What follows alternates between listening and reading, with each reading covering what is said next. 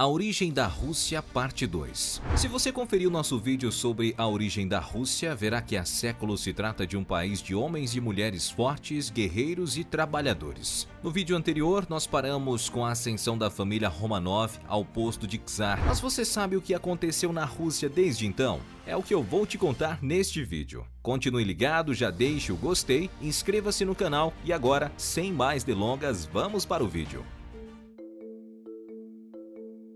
A dinastia Romanov teve início em 1613, quando Miguel Romanov foi escolhido como o novo czar da Rússia, encerrando o período de instabilidade conhecido como Tempo de Dificuldades. A dinastia duraria por cerca de 3 séculos quando foi encerrada na Revolução de 1917.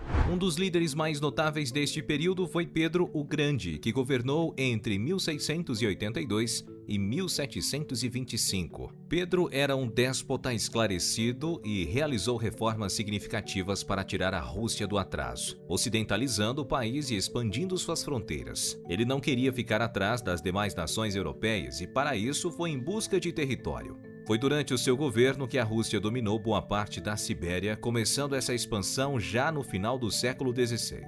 Mas se intensificando mesmo durante essa era. Inicialmente, eles estavam em busca de peles e recursos naturais, mas conforme foram avançando o território adentro, lutando contra o frio e contra os nativos, descobriram uma terra praticamente sem fim, mas também muito rica, esbanjando recursos, peles, minerais e madeira, fortalecendo em muito a economia do Império Russo, que nesta época já havia dominado boa parte do leste. Já no âmbito político, o governo de Pedro é lembrado por suas ambiciosas reformas, se destacando entre elas a ocidentalização da cultura e da corte russa. Pedro introduziu roupas ocidentais, encorajou a educação secular, promoveu a impressão de livros e até mesmo fundou a primeira universidade em território russo, a Academia de Ciências de São Petersburgo, buscando assim integrar a Rússia na cena intelectual do continente europeu. Na economia, Pedro incentivou o desenvolvimento industrial e comercial do país. Ele financiou manufaturas e a produção de bens locais, tentando diminuir a dependência do país de importações. O sucesso dessas medidas é questionável, mas as intenções do czar eram as melhores. Além disso, suas reforças administrativas também foram cruciais para a manutenção do império. Pedro reorganizou o governo, criando o cargo de governadores provinciais e dividindo a Rússia em partes menores, facilitando assim a administração do vasto território que agora também englobava a Sibéria. Por fim, no âmbito militar, Pedro criou um exército permanente e uma marinha de guerra. Foi também nesta época que a cidade de São Petersburgo foi construída e, mais do que a nova capital do país, deveria servir também como uma referência para viajantes europeus, simbolizando uma abertura da Rússia para os demais países do continente. Avançando alguns anos, chegamos ao reinado de Catarina a Grande, que subiu ao trono em 1762 e governou até sua morte, em 1796. Seu reinado, assim como o de Pedro, também foi marcado por uma série de reformas que tentavam modernizar e ocidentalizar a Rússia, além de consolidar o país como uma potência europeia. Durante seu governo, Catarina promoveu avanços culturais, educacionais e também administrativos. Uma das medidas mais importantes desse período foi a criação da Comissão para a Elaboração de Leis, que resultou em um código legal mais claro e acessível para a população não nobre. Além disso, ele também expandiu o sistema educacional do país e encorajou o intercâmbio com os demais países da Europa, sendo reconhecida ainda em vida como uma patrona das artes e das letras. No âmbito territorial, o reinado de Catarina também foi marcado por uma expansão significativa das fronteiras. As guerras russo-turcas resultaram em ganhos territoriais importantes no Mar Negro e no Cáucaso, um feito que nem mesmo Pedro havia conseguido. Isso consolidou a posição da Rússia como uma potência no Oriente, e foi também nesse período que as primeiras operações na Ucrânia e na Crimeia foram realizadas. 3 séculos depois, a Rússia continua a tentar tomar essas regiões. A participação da Rússia nas guerras napoleônicas 1803-1815 ocorreu sob o governo de Alexandre I, neto de Catarina. Inicialmente, a Rússia estava neutra na guerra, mas quando rompeu o bloqueio continental da Inglaterra, acabou se juntando a coalização anti-Napoleão, o que fez com que o francês invadisse o território russo em 1812. Quando Napoleão invadiu a Rússia, Alexandre I adotou a prática de recuo estratégico, ou terra arrasada, onde destruía tudo que podia do seu próprio território e recuava, fazendo com que os soldados franceses ficassem cada vez mais longe de casa, mais cansados e com cada vez menos recursos. Essa tática culminou na Batalha de Borodino, em setembro de 1812, uma das mais sangrentas da história, onde os russos resistiram, mas tiveram que recuar novamente. A invasão forçou as tropas de Napoleão a ficarem mais tempo do que o planejado na Rússia. E como a linha de suprimentos francesa não estava preparada para uma operação tão longa, aos poucos, os soldados começaram a morrer de fome e de frio, resultando em perdas adicionais que seriam cruciais para a derrota de Napoleão em 1814. Não é exagero afirmar que foi essa participação nas guerras napoleônicas que solidificou a posição da Rússia como uma das potências dominantes na Europa durante o cenário geopolítico do século XIX. O Congresso de Viena, em 1815, reconheceu a participação russa e também desenhou as novas fronteiras do continente, privilegiando o país e estabelecendo um equilíbrio de poder na região que moldou as relações internacionais por décadas.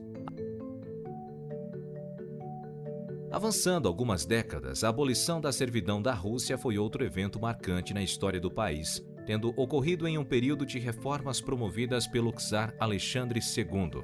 Em 1861, o czar emitiu o Dito de Emancipação, que efetivamente encerrava a servidão no país, que era o último da Europa a ainda possuir tal regime praticamente nos moldes feudais. A medida tinha como objetivo modernizar a economia russa, alinhar o país com as transformações sociais em andamento na Europa e tentar incentivar a indústria dentro do país.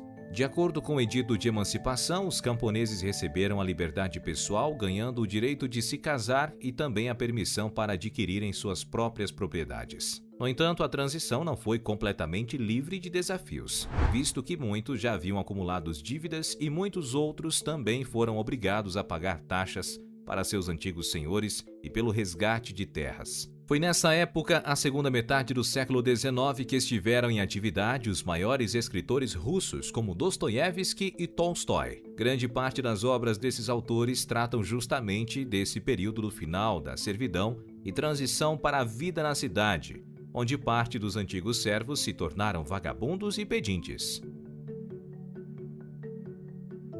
Avançando mais alguns anos, chegamos na Revolução de 1905, desencadeada por uma série de fatores, incluindo a insatisfação popular com as condições de vida no país, as demandas por reformas políticas e sociais e o descontentamento generalizado com o governo autocrático do czar Nicolau II. O estopim para a Revolução foi o Domingo Sangrento, quando as forças do governo abriram fogo contra manifestantes em São Petersburgo, causando a revolta da população.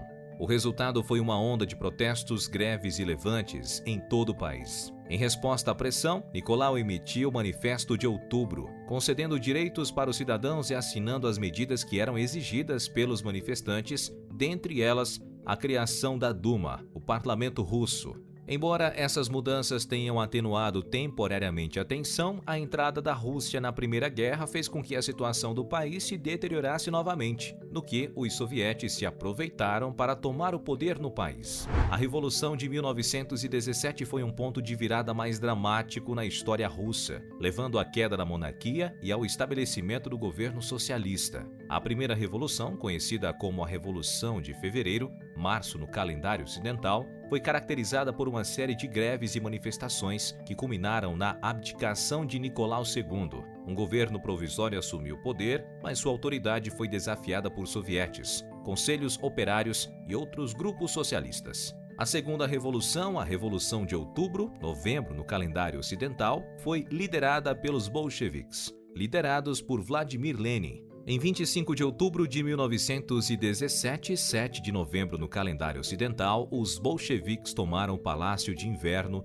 em São Petersburgo, consolidando seu controle e estabelecendo um governo socialista. Isso levou à formação do governo soviético e à retirada da Rússia da Primeira Guerra Mundial, através do Tratado de Brest-Litovsk. Com a conversão para o socialismo, a Rússia deixou de existir como Estado autônomo e passou a fazer parte da União das Repúblicas Socialistas Soviéticas. A URSS teve papel importantíssimo na história do século XX, como a participação na Segunda Guerra Mundial, quando foi crucial para a derrota dos nazistas, a Guerra Fria e até mesmo por ter sido a única experiência em grande escala do socialismo. Se você quer um vídeo sobre a história da União Soviética, me fala aqui nos comentários que ele pode se tornar realidade. Mas agora, vamos voltar para a nossa história russa.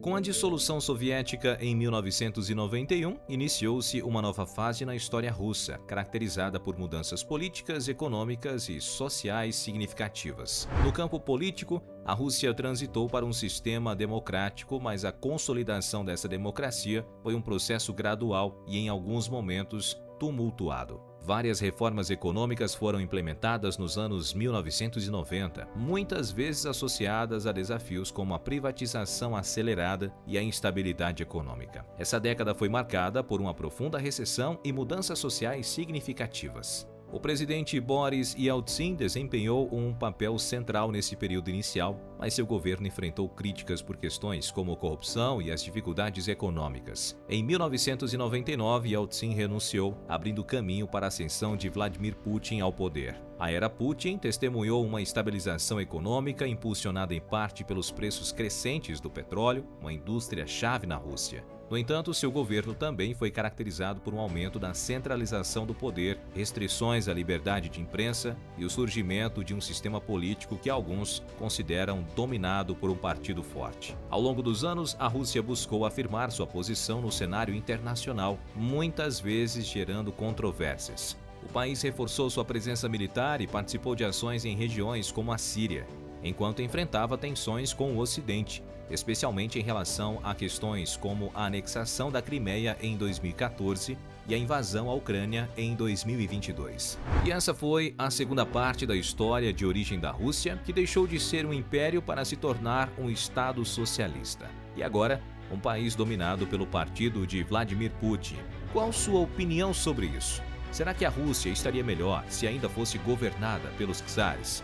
Me conta aqui nos comentários, e caso tenha gostado do vídeo, não deixe de curtir e se inscrever no canal. E antes de ir, confira também a primeira parte dessa origem, caso não tenha visto. Não vai perder, hein? Tchau!